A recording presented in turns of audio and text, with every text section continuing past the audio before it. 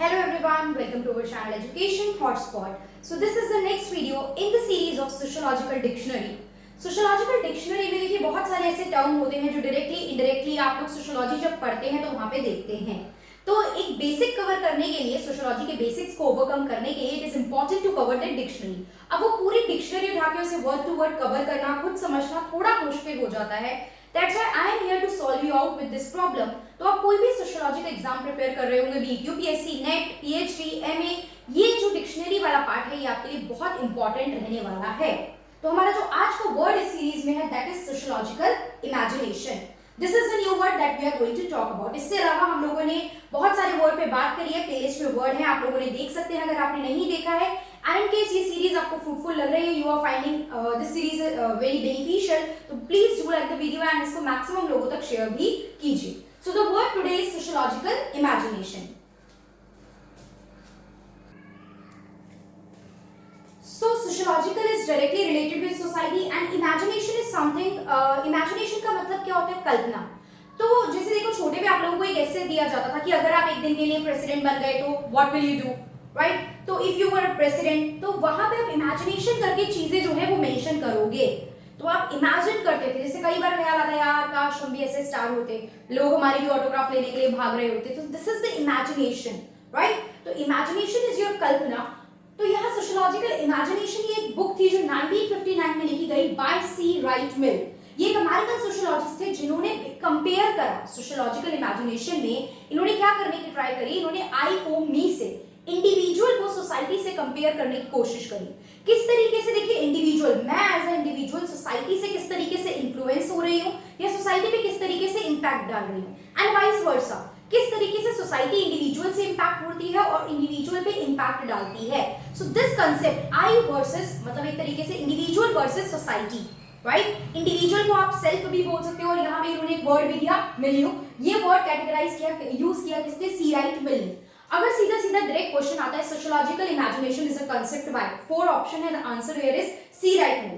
तो ये वर्ड के थ्रू हम लोग कांसेप्ट समझ रहे हैं, होप इट हेल्प। प्लस यहाँ पे इन्होंने क्या करा, यही बताया गया है, इन्होंने सोशल रियलिटी को समझने की कोशिश करी, जो कि जो पर्सनल एक्सपीरियंस है, आपके मेरे इंडिविजुअलिस्टिक एक्सपीरियंस है। जैसे स्कूल में जाके हमने अलग एक्सपीरियंस लिए, कॉलेज में अलग लिए, जॉब में अलग लिए, फ्रेंड सर्कल में जो है कम्युनिकेट करके अलग एक्सपीरियंस लेते हैं, प्यार में धोखा सब खा लेते हैं तो प्यार का एक्सपीरियंस हो जाता है सबको। That is a personal individualistic experience. जिसका बढ़िया चल रहा है उसको बढ़िया लगेगा सब, जिसका नहीं चल रहा है, जिसका दिल टूट चुका है, वो बेचारा नेगेटिव बातें करेगा इंसान, राइट। तो that places personal experience with in a, just एक बेसिक छोटा सा एग्जांपल था, सिर्फ वही चीज नहीं है यहाँ पे। Personal experience with a broader social and historical context, मतलब वो क्या सोचेगा, वो उसको ब्रॉडर एस्पेक्ट पे कनेक्ट करने की कोशिश करेगा। हम अपने एक्सपीरियंस के थ्रू ही तो एक सोच बना लेते हैं। आपको जो आपने लाइफ में एक्सपीरियंस किया उसके बेसिस पे आप सोशल जनरलाइज थॉट प्रोसेस जो है वो क्रिएट कर लेते हो। तो यहाँ पे इस इंडिविजुअल एंड सोसाइटी के बारे में बात करी है सी राइट मिल ने। इनके बाद भी काफी लोगों ने सोशियोलॉजिकल इमेजिनेशन के बारे में कुछ कुछ चीजें बोली है, लाइक एंथनी गिडल्स ने भी कुछ बात की है, but the main concept is given by him. ये बुक क्लियर कट इनके थ्रू लिखी गई थी। इन्होंने क्या बोला कि thinks himself away from the familiar routine of daily life. अपने आप को इमेजिनेशन, यार इमेजिनेशन में कौन बुरा चाहेगा अपना, ठीक है। ऑल्दो हम सोच लेते हैं यार ऐसा हो गया, एग्जाम नहीं क्लियर हुआ, ये वो, लेकिन अब जो डेली रूटीन ट्रैक वाली लाइफ चल रही है उससे डेविएट होके कुछ डिफरेंट सोचते हो या डिफरेंट पोजीशन सिनेरियो में अपने आप को रखते हो। सो this is the thing someone said about social imagination is क्या बोला उन्होंने कि अपने आप को अवे रखो from the familiar routine of daily life. अभी नॉर्मल लाइफ है, सेलिब्रिटी बना लो, मिलियनियर बना लो अपने आप को। मैं पढ़ा रही हूँ तो मैं सोचूं कि मेरा यूट्यूब चैनल पे मिलियंस ऑफ मिलियन सब्सक्राइबर हो गए हैं एंड मतलब बहुत जोर शोर से फेमस हो गया है ये हमारा यूट्यूब चैनल। तो this is the normal track से अलग जाके मैंने कुछ सोचा, या फिर मैंने सोचा कि यार नहीं टाइम दे पा रही हूँ, मैंने जो है यूट्यूब बंद कर दिया, तो व्हाट आई कैन डू, मतलब और क्या चीजें ऑप्शंस जो है जिनमें मैं और ज्यादा टाइम दे सकती हूँ। तो ये जो चीज होती है वो पॉजिटिव भी हो सकता है, कुछ अलग सोचना, वो नेगेटिव भी हो सकता है। वो कोई ये नहीं है कि आप ऑलवेज पॉजिटिव ही बात करोगे उसके बारे में। तो this is think himself away from the familiar routine of daily life. अब इसके कुछ कंपोनेंट है जो मैंने बोला, इसको सम अप किया है। सोशियोलॉजिकल इमेजिनेशन के 3 कंपोनेंट है। Tracing the interconnection between individual behaviour and social forces. Individual and society के जितने भी फोर्सेस हैं उनके बीच में सबसे पहले तो क्या रिलेशन है ये आइडेंटिफाई करने की बात होती है।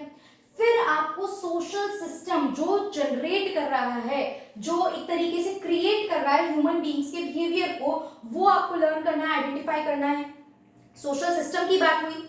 तीसरी बात हुई सोशल फोर्सेस के, वो सोशल फोर्सेस पता लगाइए जो कि इंडिविजुअल के बिहेवियर को शेप कर रहे हैं, जिसकी वजह से जो बिहेवियर मेरा है, देखो सबसे पहले तो फैमिली बैकग्राउंड मैटर करता है, देन आपका एजुकेशन सिस्टम, आपकी अपब्रिंगिंग, आपकी इकोनॉमिक कंडीशन, आपका सोशल बैकग्राउंड, ये एक तरीके से ये सारे फोर्सेस ही तो हो गए जो मेरे बिहेवियर को शेप करेंगे। मैं किस तरीके से बोलती हूँ, कैसा मेरा बिहेवियर है, कितना पढ़ाई लिखाई और ये सब चीजें देखी जाती हैं, आपकी economy, education, background, culture. So these all are the thing that shape my behaviour. तो वो सोशल फोर्सेस थे जो मेरे बिहेवियर को शेप करेंगे।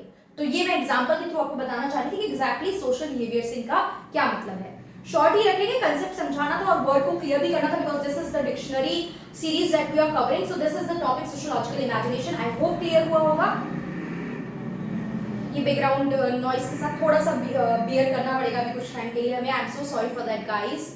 सो आई होप ये वीडियो पसंद आई होगी, और इस तरीके की सीरीज अगर आप चाहते हैं कि back to back dictionary series को हम कंप्लीट करें और बहुत सारे कंसेप्ट को इसमें समझें, तो प्लीज कमेंट करके मुझे जरूर बताइए। वीडियो पसंद आई है तो लाइक कीजिए एंड चैनल को मैक्सिमम लोगों तक शेयर कीजिए, जिससे कि यहाँ पे आई एम प्लानिंग कि इसको एक sure short complete solution of sociology बनाऊं। आप कोई भी एग्जाम टारगेट कर रहे हो, आपको सब कुछ इसी चैनल पे मिले।